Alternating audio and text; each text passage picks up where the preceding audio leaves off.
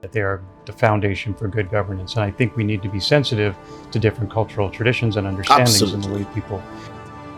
If you want to predict what the economy will look like. Right? Like a budget success is we've implemented it, we've said what we're going to do, we reached it on time, we've done exactly what we said we're done. Welcome to the Polyfix Podcast. Hi guys, you're welcome again to the Polyfix Podcast. And today I have a long sought after guest.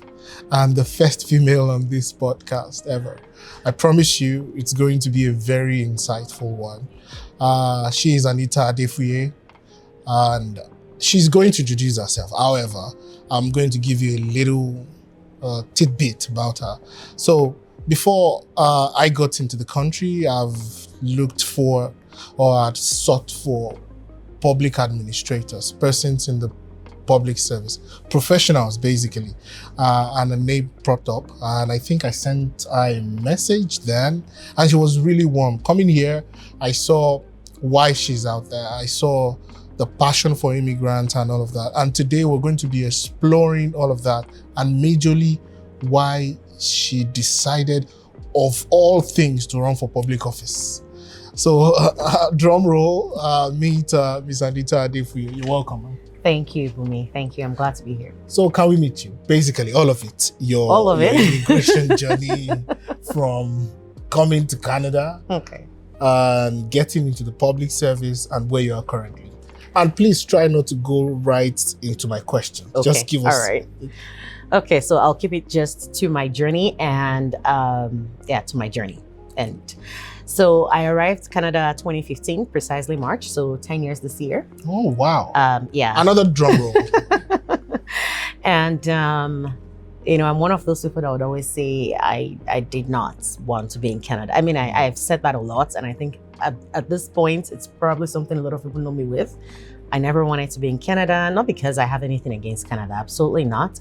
But because growing up, I just always thought that I would be one of those people who would bring change to my country, Nigeria. And but 2015, I came initially as a visitor just because my husband is here. And at the time we're married, we had our daughter. She was about 15 months old. And so I just came to visit and sort of just understand the land that my husband lives in. I wasn't intending to stay, but I had a very long stay, about 10 months or so. Oh. And and then somewhere in the fifth month, I decided to transition into a work permit and stayed. Now, one of the reasons I know people always ask why was it difficult to leave in Canada was because I had my dream job in Nigeria as a public servant. And I know.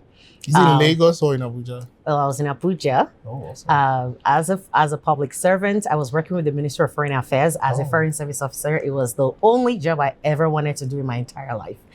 And so being in that, how do you give that up for a country where you know that it will take you years the uncertainty. Exactly, to get back into that exact field, right? And so, but anyway, that was the beginning of that journey for me in 2015.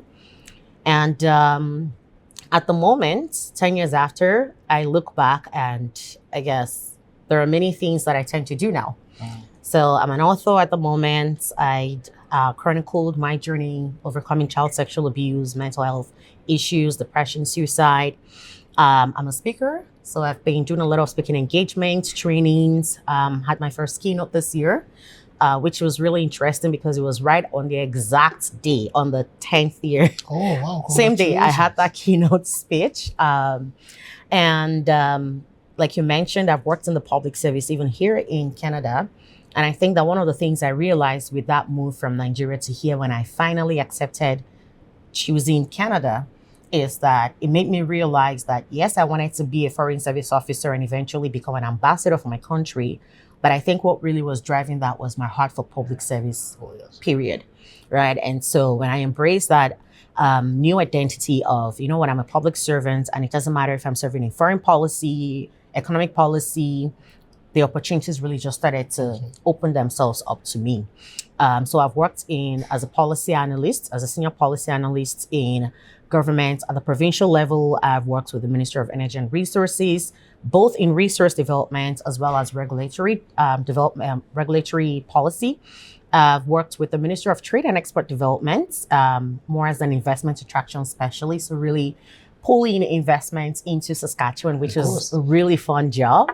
I've also worked as a senior policy analyst and consultant and intergovernmental affairs consultant with Tourism Saskatchewan, working on destination access files. That one was pretty cool because I had the opportunity to meet Minister Boisduno, the former minister for tourism. And I've also worked with the Public Service Commission. And no, I do not have a degree in human resource, but I was working on managing the psychological health and safety program for the government at the time. I started that job 3 weeks after I started that job was when we went into pandemic. So it was COVID. Yeah, I became my first client on that file. And then I eventually left the provincial government and went to work for the federal government with Farm Credit Canada, more on strategy side. When I was in provincial, I also shifted a little bit into policy and planning and strategic planning and leading that for the organization I worked with. And then went on to work with Farm Credit Canada more in the strategy portfolio management. So just branching off more into that strategy. Currently, I'm a PhD candidate at the Johnson Shirama Graduate School of Public Policy at the University of Saskatchewan, but I also had my master's with JSJS at the University of Regina. Did I leave anything else? I mean, outside of all of that work and everything else, extracurricular activities, I lead an online women platform just to empower women to live intentional, purposeful lives. It's called Ladies Arise. And within my faith-based community, I also work with teenagers and young adults just to really help them. I was expecting that. I was thinking you were not going to mention Oh, no, of course. That's my baby. Of course. Those guys are my babies. So yeah, of course. I also work with them, teenagers, and it's fun. That one keeps me ever young. Absolutely. Yeah.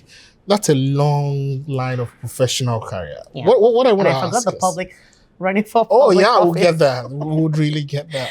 Okay. Basically, what I want to ask now is, how was your first job like? Getting your first job in Canada? Like, what's the story behind that? Like, as a professional in Canada, what was your first office like, if I would put it that way? Office or job? Your job, office role. My first job, I worked in McDonald's. And now I'll be thinking, apologies for that. What's your first professional job like? Okay. But let me even maybe come back a little bit because I work with immigrated professionals. I'm a business owner and I own Advanced and Fulfilled coaching company where I help immigrated professionals navigate the career space in Canada, but also maintain their identity. So identity is part of a big thing of what I do when I work with immigrated professionals. Because I work with that group of people, it's important that I talk about this first job. I still have a deep appreciation for that job. Excellent. Reason being, it was the beginning of the journey of my business. Now, when people say, when did you get into business? I might tell you the day I registered a company name, which was 3-4 years ago now. Yeah. But in reality, that business really started from day one that I landed into this country and decided I wanted to stay back and work. And I was my first client. Okay. And the reason being that, as I started to navigate the Canadian job space, I quickly realized where a lot of people were stuck, where a lot of people were struggling. And I started to struggle, but I was not ready to struggle anymore. And so I got that first job because at the time it was the only thing I could find to do. And I was just tired of sitting home and doing nothing.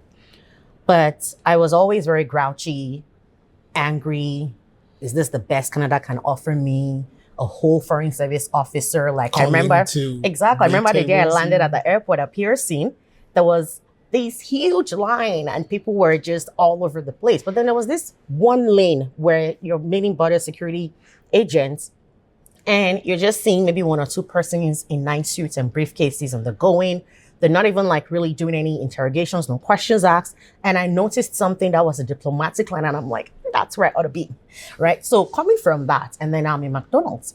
But it really was the beginning of that journey for me because I started treating it like I would treat a regular professional job.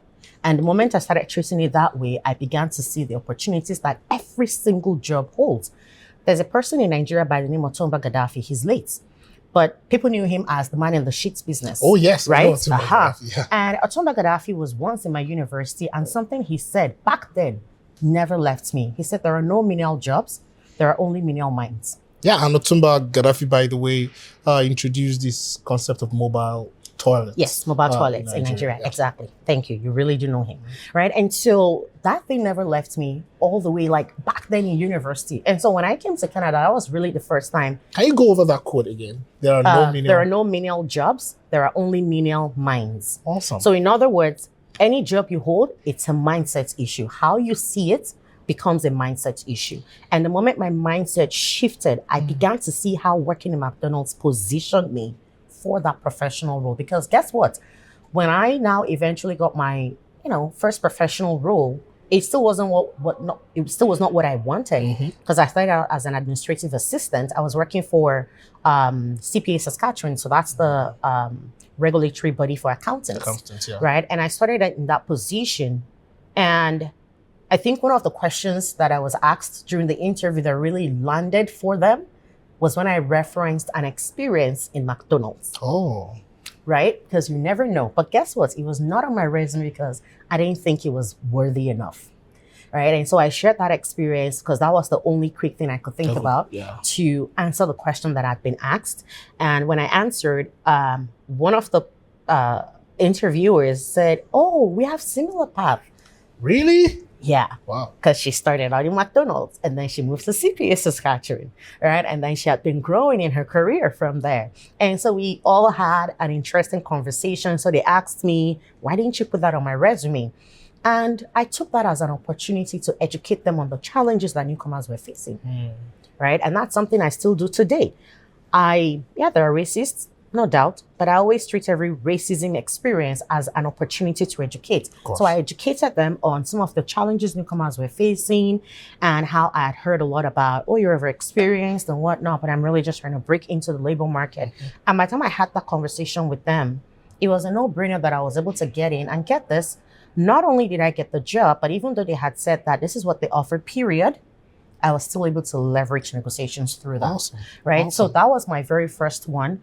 And when I got into that job, because I learned from McDonald's how to translate from one job to another, I started realizing, how can I translate this to build on the skill sets that I'll need when I got into government, because I'd already started my plans into government at this point.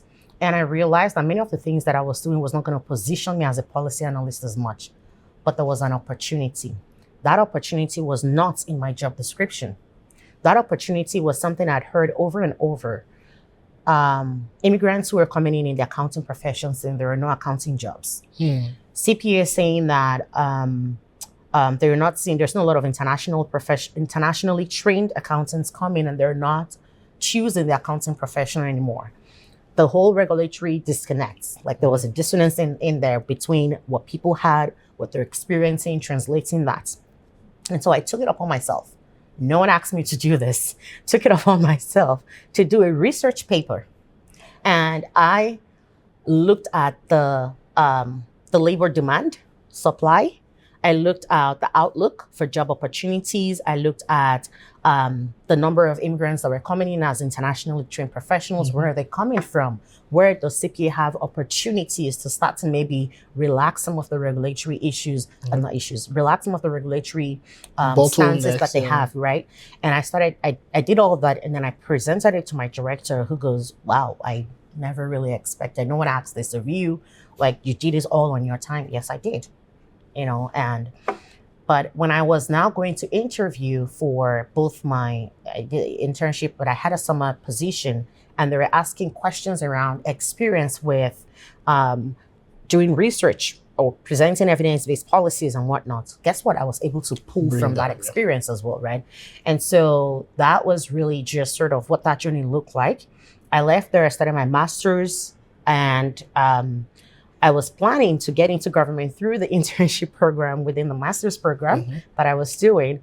But it just occurred to me, and I don't know how I stumbled on that information, but I stumbled on an information that governments have summer student positions. And so I threw my name in the hat, I did my resume, I applied, and that was how I got my first job in government. And that was with the Minister of Energy and Resources. So your first job was as a summer student? Yes, as a summer student.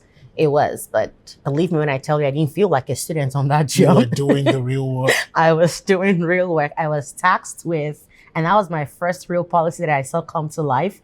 I was tasked with doing a market assessment to determine economic viability of lithium production in Saskatchewan. Oh, wow. That's a lot. Yeah, it was. But I had people who really helped me understand the language, the right language to use, structure, format. And then I had to present I had to also come up with a potential taxation policy for lithium should we choose to do lithium production in Saskatchewan. And then I was supposed to present that to the ADMs, the executive directors, and the deputy minister. Wow. Wow.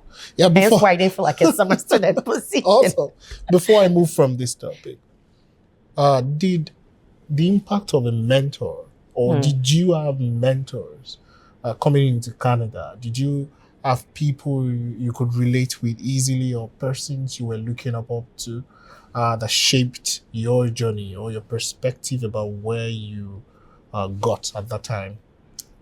In all honesty, at the time, no. And I think that was where I made a decision to figure things out, not just for myself, but for others. Because I didn't want anybody else to come in and not be able to find that person for them. And I know I can't be all things to everybody, but whatever little I can be to each person, I'm willing to be that. It might be a LinkedIn post someone sees, and that makes the difference. It might be, I remember living here in particular one day, here being just building, and in the elevator, I ran into a student who was prepping for the internship program and had an interview the next day. And he was like, "Oh my God, this is you in the flesh." And I'm like, "Yeah, this is me." And then he introduced himself. "Oh, I follow your posts on LinkedIn. As a matter of fact, I watch your videos and they help me really position." And then he says, "I have an interview tomorrow. I'm really nervous." And we have a chat and I say, "Have you looked at," and I pointed some things to say, look at the ministry's annual report, see where they're coming from, look at the strategic plan, see where they're going. That should give you a good understanding of what they're about and what they do. And then it will help you know the right questions to ask. It can even be as little as that sometimes, right? And so I know I can't be all things to everybody. But for me, when I came in, first of all, I didn't know a lot of, and it wasn't for lack of searching. I did try to search, and maybe the people around me genuinely also didn't know who was who that they could really point me to, right? But I did try to find people who were in public service, who were doing something similar to what I wanted to do. And at the time, I didn't find a lot of people, right? And I mean, this is 10 years ago. A lot has changed in Saskatchewan in the last 10 years, right?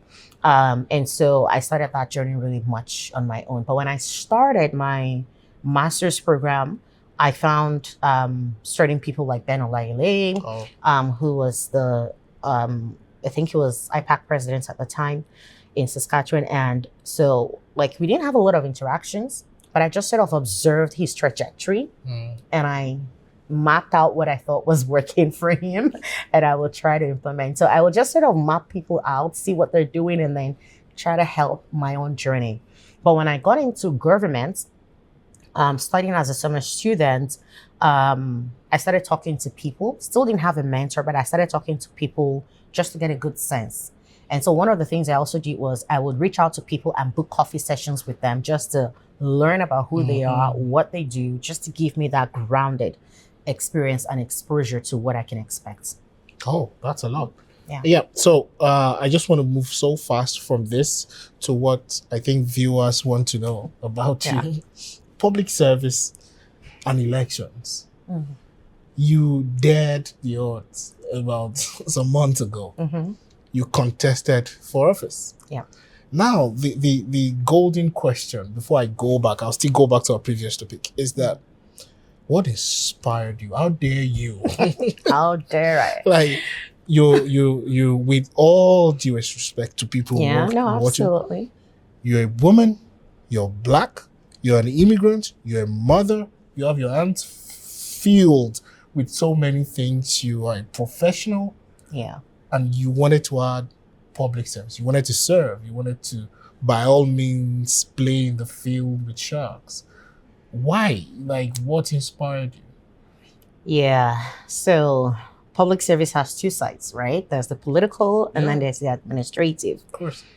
I've been on the administrative for a while now, and if there's something I've learned is that it takes two. Of course. Right? It takes two to make it work. And, sometimes being on the administrative side, it's not every policy recommendation you put out to politicians that they adhere to. Yes. Because they will first of all think of their next term election. Right? And so sometimes being on the administrative side, you see things like, this is a good policy that should be implemented. It's not happening because someone is only worried about getting elected. And so for me, I'm a big believer in representation. I've had feedback that people don't like the word inclusion because when you hear inclusion, people think inclusion means somebody else is always getting excluded. It doesn't have to be, not necessarily. And I can move away from the word itself, but the truth is we'll still be talking about that to some degree. As a woman, as a person of color, and I hate some of those words, person of color. Oh, I do too, but then. Visible minority. Oh yeah, visible minority. Racialized professional. God, you know all of them. Yeah, I don't like any of those words. I will put it out there, but until we come up with better language, we're gonna stick with that. I don't like black either, which is weird. But until we come up with better language. Sure. For now, we don't have better language. We're going to stick with that.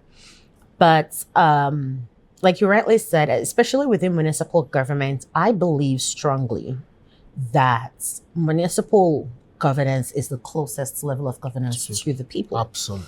And if we can't get it right at the municipal level, then we can't really, what are we doing?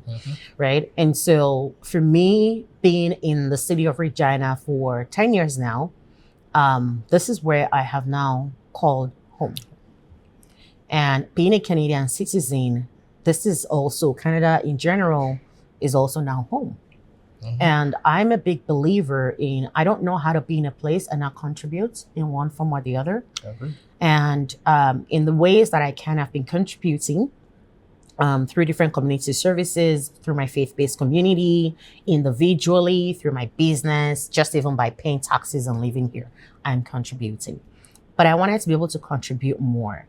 And having gained that experience on the administrative side, and it's also knowing some of the challenges of the interactions between the administrative and the political, I wanted to be able to switch sides a little bit and see how I can effect impactful changes on the political side, right? Now, prior to this, last election, a lot had happened in the city, things that, people were not pleased with a lot of things that they were seeing. And particularly even in my neighborhood, there were issues that we'd been crying for. Places like Norman View, which is one of the areas within Ward 10. Places like that, their infrastructures are so old. Like when I was doing door knocking and I was walking around some of those places, I can't even imagine being in a wheelchair in some of those sidewalks, right? And so you're seeing places like that, the older neighborhoods in the ward, they're just really deteriorating.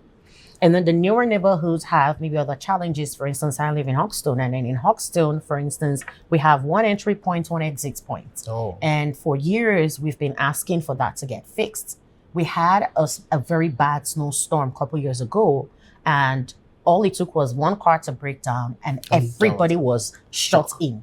Imagine there was a life-threatening emergency. We would have all been stuck there, and God knows what would have happened to us.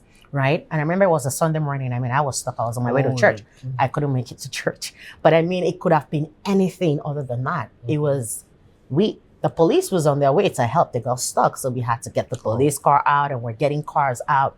But it really just tells you the danger that we were in. And so there's all these different issues. But apart from all of that, the city is also really growing. Oh, yes. We have a lot of immigrants who are coming in whose voices are not adequately represented and accounted for. I happen to have lived experiences that I believe cut across so many groups. I'm a woman. I understand some of the challenges that women face, especially when it comes to having to balance family and school for kids and extracurricular activities and pursuing a career. Of course. Right? I'm an immigrant. I know the challenges that immigrants go through. You're chasing the bus in a city you barely know, trying to make work at 10 p.m. It's snowing 41. and it's minus 40 something. And then the bus driver sees you but still drives off. And you're sitting there crying. And that, by the way, yes, that's something that happened to me. Oh, yeah. Right? I think it's happened to basically everyone. It really happened to me. I'm really literally telling you a moment in my life. Right? And you hear people tell you things like, well, why didn't you just take a taxi? No, because I barely have enough to pay my next rent or next mortgage. And I'm really just trying to make ends meet in the way that I know how. Right? And, or I've been a student twice. I did my master's. I'm currently in a PhD program. I know what it feels like to not be able to afford tuition and living at the same time, and how challenging that can get, right? A person of color, let's not even get started on that one, right? So there's all this different diversity of thoughts, diversity of perspectives that are missing at our city council levels quite often. Issues that need to be addressed that are not addressed. You know, one of the things that I really appreciated was, and again, because I work with youths, I understand some of the perspectives that they go through as well. There's zero youth representation and youth voice at many city councils, right? And so having all of these different understanding and being in these different perspectives and experiences, I felt like I had something extremely unique. Awesome. That was like nothing else anybody has ever seen that could come to city council. But apparently Regina was not ready for me, but that's okay. Still, yeah, we would also right? get that. But so when I think about all those different perspectives, I just, and then given the educational experience as well, and I also have the experience of the administrative, it just felt like a very well-rounded opportunity that I was bringing in, and I thought that I could lend my voice in that manner. And you really did. And you ran a very, very, very detailed campaign, which I would still ask questions about. However, we're coming from Africa, or we're still Africans, even though we're Canadians. But what I'm trying to say is that, what's the main lesson for you throughout the electioneering campaign and the whole electoral process? What's one major lesson or story that hit home for you? The people are people everywhere, regardless of race, color, whatever. People are people. And that I think at the end of the day, we're all just really looking to be seen, heard, and respected. I've always believed that, but I think the election really, really drove it home for me in ways that I never really thought. I knocked on hundreds, thousands of doors, maybe even, right? And every time I walk up to a door, I mean, when they choose to engage me, if they choose to engage me, and as we're having conversations, especially those who maybe were sitting on the fence on who they wanted to vote for, or those who didn't even like me at all. There are persons like that? Oh yeah, there are a lot of people who didn't like me. Why though? I mean, they're within their rights to not like me. I don't like everybody, right? But I mean, I won't tell them that I don't like them. And I won't, you don't have to, but they will tell them. you. But yeah, but I had people who told me. I had someone who even asked me what gives me the right to run. But that's like persons. Let's go there a little. Someone actually told you what gave you the right to contest. Yeah. Someone asked me why. Like, what did you do? I mean, I don't know. And you know, my question back was, it sounds like you have reasons why you think I don't deserve to run. I want to hear them. Right? Because sometimes I actually like engaging people like that. Which so did you engage the person? Oh yes, I did. I engaged the person, and then at the end of the day, he told me to just leave his property, which is fine. But I remember another person, and this was an elderly woman, and she told me, you know what, come inside, sit down. I mean, coming from Africa, coming from Nigeria, you're used to seeing an elderly person just order you and you obey, right? So I was like, okay, thank you, ma'am. And she said, sit down. So why are you running for office? And I told her my spiel, and she was like, okay, how are you better than the person who's on my lawn? Because she had another person's stuff on her lawn. She said, and you're very confident. Why would you knock on my door when there's someone else's on my lawn poster or lawn, whatever on my lawn? And I said, well, because I know that having someone's lawn sign doesn't mean anything. And besides, how much of that person do you really know? And so I engage people, you know, and And as we were having some of those conversations, one thing that I really, really kept seeing over and over, every time I won a person over or didn't, it's because they were resonating with who they felt like really saw them the most.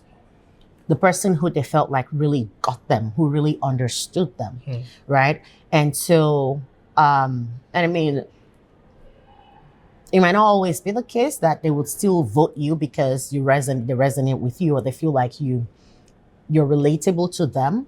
But at least I could see that people were just really looking for that, and they were hungry for that, right?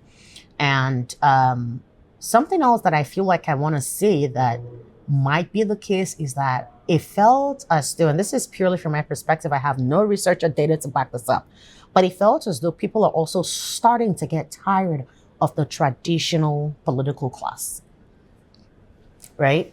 Because I had a lot of people who, and I mean, maybe even the election results in the city is a testament. Absolutely, right? yes. Because these are all in Regina, they're all the majority. It was a clean sweep, yeah. Yes, it was a clean sweep that we saw, right? And so maybe that really in itself is a testament. People are appreciating the fact that you're not the traditional political class, right? And so that even for me got me thinking to say, you know, like even for me, what am I now? It made me question even my own values and what I was now looking for in my political leaders as well. And I mean, I've thought about that, but just now being the person that people judge and decide if you're good enough, right? It has a way of making you just go back and rethink and introspect on your own perspectives as well. And when I did that, I realized that even for me, there's that shift that I want to see, more authenticity among political leaders, more respect for their electorates, right? And I don't want to dabble into further elections, but, you know, even when I think about Mr. Poilievre and the fact that he lost his seats, and something that his opponents who won the seat had said, which was that Mr. Poilievre took his constituents for granted, and that's why they voted me in. When I think about a comment like that, it really just tells me that there is something that people are looking for, and it's really just to be seen, heard, and respected. Absolutely. Yeah, so I think that's my biggest. By all means. I think I resonate with that, because the person that was eventually elected to lead the council is pretty new, you know. Well, ran a clean campaign with, I think, the cheapest campaign ever, you know. So I agree with you when you say people want a breath of fresh air, you know, something new, you know. And I'm going to put you right on the spot right now. Okay. I just removed my glasses. Oh, right. So I'm going Should I take mine off? No, I need mine. I'm going to ask you, did you feel disencouraged or discouraged by the outpour of support from your immediate community? And when I say your immediate community, I mean people that look like you. Yeah. Like your own persons. Do you feel the community supported you to have you represent their voice like you mentioned? Or you just felt, oh, these guys didn't turn up for me as I would like? How would you rate the community support? And I'm asking because there are persons like you that want to run for office. Definitely not me. That want to that want to run for office. That will be banking on the immediate support of their community. Do you think you got the level of support you would have wanted as per donor, kin, volunteering, loan sign, supports, donations, and the rest of it? Did you get that? Short answer, not really, no.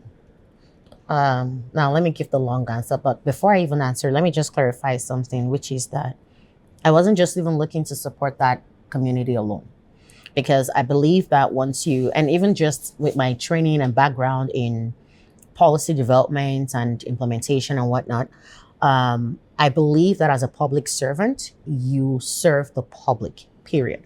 Regardless of who they are, whether or not your beliefs align with theirs, it doesn't matter. They're in the public, you serve them to the best of your ability.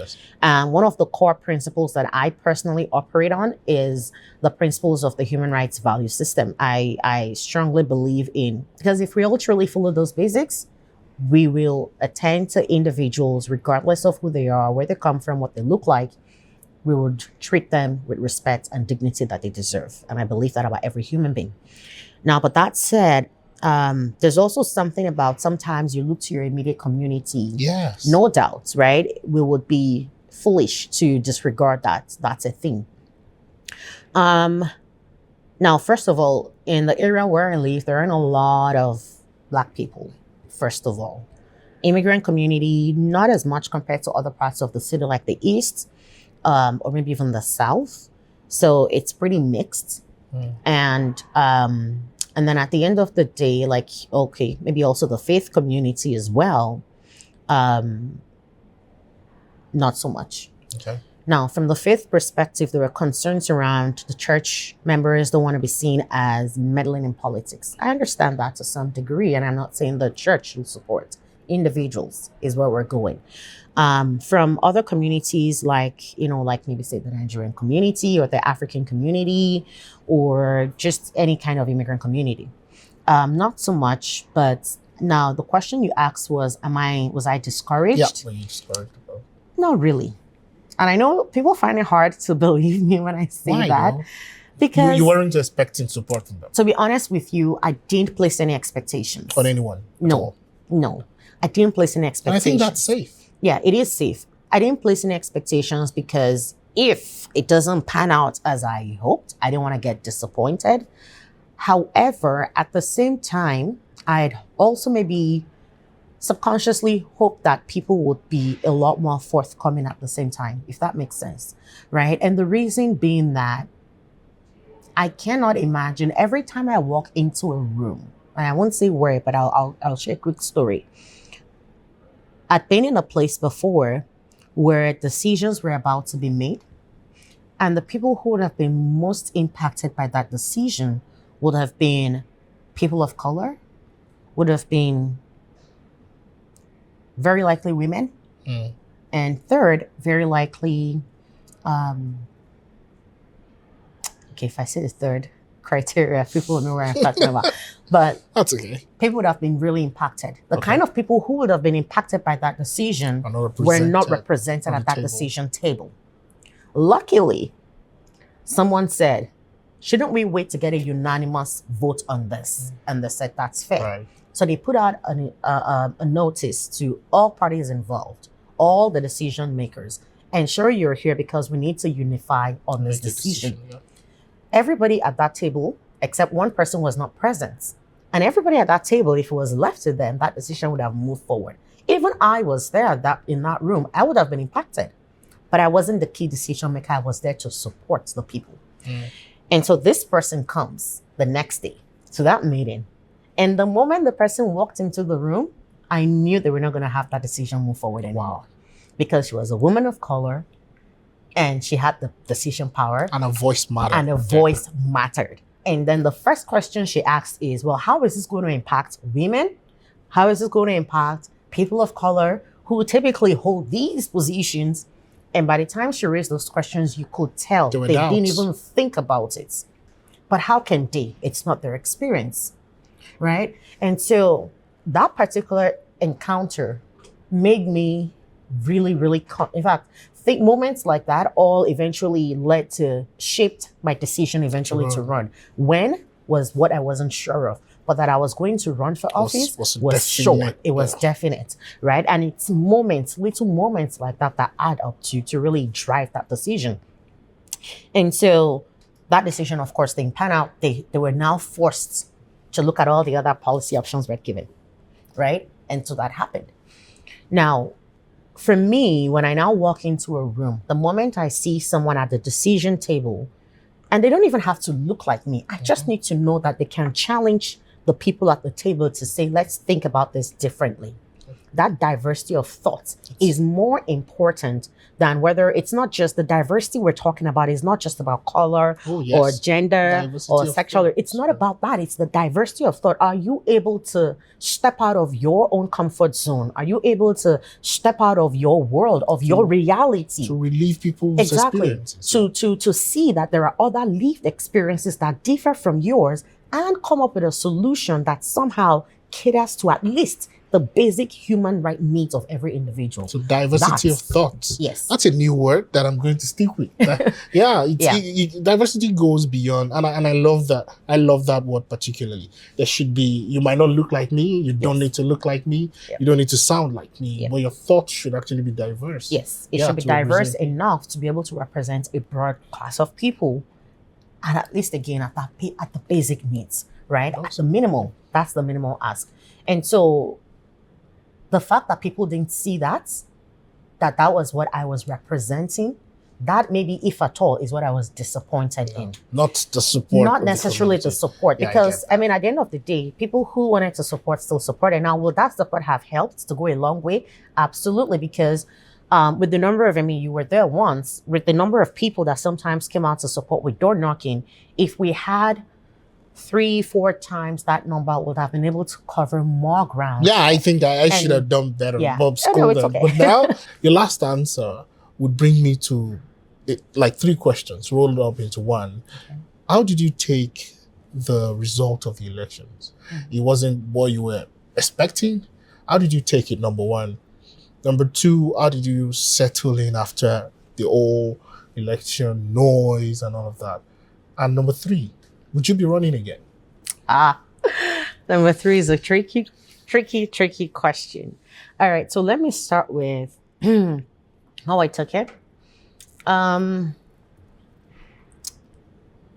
I took the election results, and it wasn't just mine, because I looked at the results of every racialized person who ran, both in Regina and Saskatoon.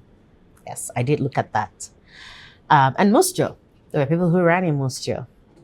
And I looked at all of those results, and I noticed that especially in Regina, there was an average number. Yeah. And what that told me was that Regina is not ready. We're not. If we're being honest, we're not. And I know people will probably turn to, well, but we voted in Victoria Flores, and she's a person of color Yeah, as Regina well. is not ready for what exactly? Yeah, Regina is a not. woman in power or a No, racialized there were person in women. power? I mean, there was a woman, Yeah. but I think that Regina is not ready to diversify as quickly as we want it to. Right? That's what I would say. That's one. Is it Regina or the province? We can argue the province, quite frankly. I'll take the province, but I mean, I ran in Regina, right? Hence Regina. And there were some, projects that I worked on with the city of Saskatoon, and I think that they're a lot more ready for that diversity. Again, not necessarily in terms of color or anything, but more so the capturing diversity of thoughts and perspectives, including lived experiences, because that's sometimes what offers that diversity of thoughts and perspectives, right? And so one of the things that I think I see, and maybe even more so, Black people, if I'll be honest, right? If I'll be honest, I think that we're not really ready yet. Hence why maybe I'll be having questions like, who gives me the right to run? Okay. Right? Yeah. I mean, maybe it's 1 or 2 out of many doors that I knocked on, no doubt. I'll believe that. But I also thought about, I really introspected, and that leads me to answering the second piece as well, which is how I was able to, wind down after the election and get out of the noise. I took time out to really introspect. After the election, I didn't do a lot of things. I just really went quiet for a little bit. And maybe I still am quiet right now, if I'm being honest. I went quiet and I really thought about, some of the things that I could have done differently. But what's crazy is every time I thought about something that I felt like I could have done differently, and I look at especially some of my opponents, especially who won, I can't help but think it defies logic. What am I going to say? I could have done better on social media. He wasn't even on social media. What am I going to say? I could have knocked on more doors. He barely knocked doors. What am I going to say that I could have? The only thing maybe I can say is that I could have spent more money on advertisement and put my lawn signs everywhere, which is the only thing really that I feel like he did better than I did. Other than, I don't know. I don't like playing race cards or anything, but I cannot help but think that there might also be some of that, especially given the neighborhood where I live. It's a neighborhood that is still very, very, very predominantly old white people, right? And there's something to be said about that as well, where it's like, and I mean, if I'm being honest, human nature is we tend to go with what we're comfortable with. And he looked comfortable for what they wanted, right? I know that I was also compared to another opponent who maybe could have looked like more like the people in the area as well, but it was more so that we were of the work agenda. And by the way, no, I am not of any work agenda, right? I just really, truly believe that there can be diversity of thoughts and perspectives, and that there are some of those thoughts and perspectives that can be captured by our elected officials if they can open themselves and they can learn about it too, right? I know people who reached out to me and challenged me to conversations around other experiences. I know someone who reached out to me and challenged me on my stance and lack of perceived lack of awareness of the plight of individuals with different abilities.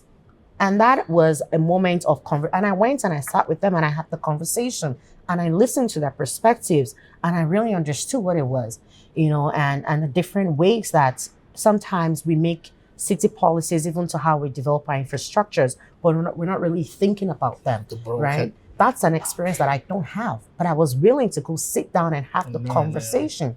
And one of the feedback I got was that nobody else in the entirety, for many of them, they've been in that home for decades. And they told me no one has ever come to sit with them like this and really just listen to them and hear their perspectives. I was the first person to ever do that, right? And so just thinking about all those different things, I really introspected on what could I really have done differently? And everything I could come up with defied logic, right?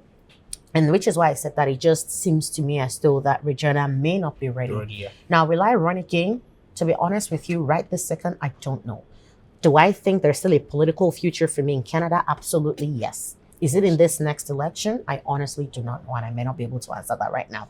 But who knows? Yeah, we'll follow up. Who knows? Who knows? We'll follow up with Saskatoon has been pushing me though, to come to Saskatoon. No, they promised they'll vote for me. Really? Just kidding. So,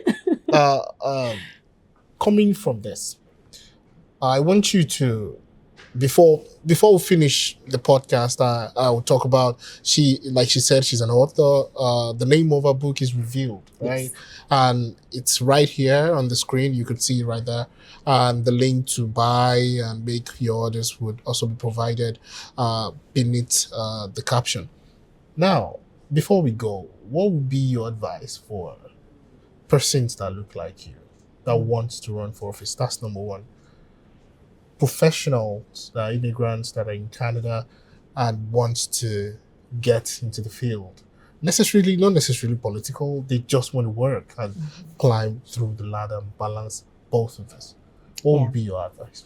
Okay, so if you're going to get into the political field, one of the things I would say is, regardless, political or otherwise, or even business, we hear a lot about visibility. It's people have overflogged it that it almost becomes useless, but it's still a thing. But it's also very strategic visibility. It's not just visibility here, there, everywhere, and it's all noise and fluff and no substance, right? So visibility in terms of, and it's not, so understanding who the targets people are. Who needs to know me, right? That's one question you're asking. Who needs to know me that can make decisions on, so if it's politics you're looking to, who's going to make decisions? Who are the voters that will make the decisions? Am I visible to them? If it's climbing through the ranks in work, it's the key decision makers. Do they know who I am? Online, offline, because we live in a world today that is highly globalized. The world is really shrinking into this global village, right? And one of the things that is really facilitating that shrink is technology through social media platforms. The internet. Exactly, the internet. So understanding who needs to know about me, what I do, and can make decisions that would help me move forward, knowing who those people are, and then being visible with them. Positioning yourself with them is very key. Now that's one.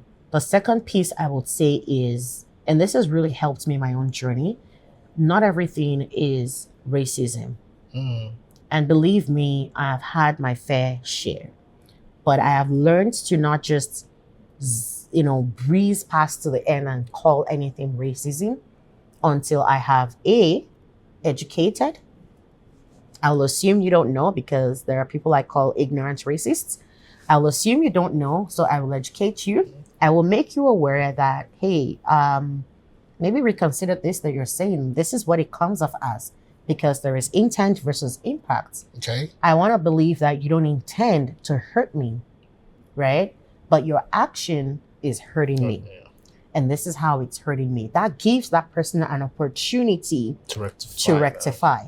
right? And if they refuse or they really calm down harder, then you know for sure, This person, right? Then you can address it at that level based on what is the appropriate response. Right. So, but when you go in with the mindset that everything is racism, you will always meet racism, even when it's not. So understanding that. And then 3, be realistic. I do a lot of, even till now, I try to be very self-aware of my shortcomings. I'm self-aware of my strengths. I play to my strengths, but I'm constantly seeking ways to make up for my weaknesses and close those gaps. Am I going to close them through knowledge? Am I going to close it through education? Am I going to close it through, connecting with someone and having a mentor? What would I need to close that gap? Because for many people, you're coming into a new country, be realistic with the fact that you don't have context. Yes. Be realistic with the fact that there are nuances you will never understand. Until there are nuances that even after 10 years, I'm still coming to realize as you go into new spaces. Now I'm in the world of academia. There are nuances I'm now understanding that being a practitioner of public policy, I never saw, right? But now being in the academia, and then I'm dealing with, brains that are I've been more in the academia space and from their theoretical lenses of things, right? And the way they see things, I will never understand that perspective fully if I was never in it. But now I'm starting to understand those perspectives, right? So there are perspectives, there are nuances that you'll never truly know. So get realistic with where you are, where your journey is, and where you want to go. Identify your strengths and use that to set yourself competitively. Identify your gaps and then seek to cover them, find out the best ways to cover them, right? And when you do all of that with that mindset shift, that not everything is going to be about your race or your color or what you look like, but that humans, like I said, humans are humans. Definitely. Right? And that's something I'm really, really learning. Every place I've worked, I still have connections to that place. They're not all Black people. Heck, they're not Black people. None of them are, but still have connections in all of those places, right? So when you take on that shift in mindset and add to that mindset the fact that things will work out no matter what. One of the things that I believe in, and it's a saying that I have, and I'll end with that, is to every problem, there's a solution. I may not have it right now.